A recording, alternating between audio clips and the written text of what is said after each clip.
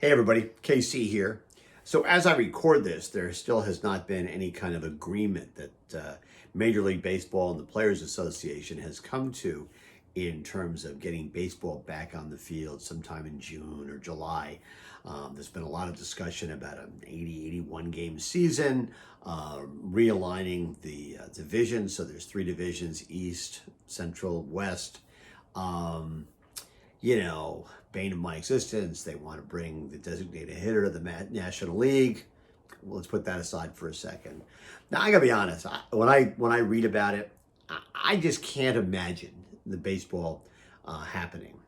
I have this feeling that they may come to an agreement, but I think inevitably what's going to happen is at some point, probably in whatever the spring training type thing they do beforehand, or at least when they start the games, some player's going to come down with the coronavirus, and that's going to basically throw everything into turmoil, and they're probably going to have to shut the thing down again.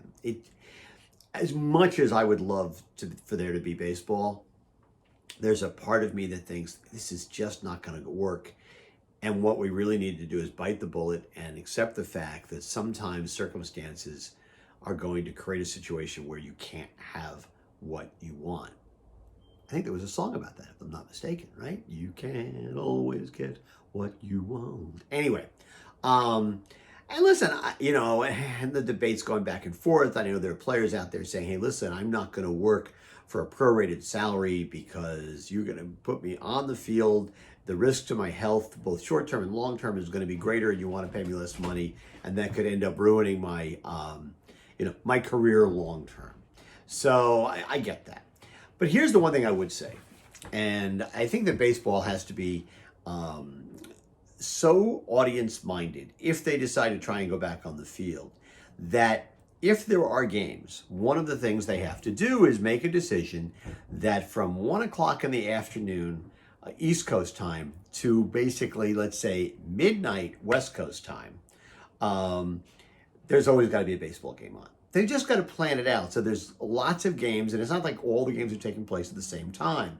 Now, I suspect the temptation will be to put them all on in prime time, nighttime, because that's what advertisers will want.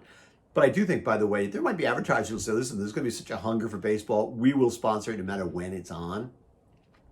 But if they really want to be fan-centric, what they have to do is make sure, like I say, from 1 o'clock in the afternoon, East Coast time, to midnight Pacific time, there's always going to be a game on. That's just the way they should work it out.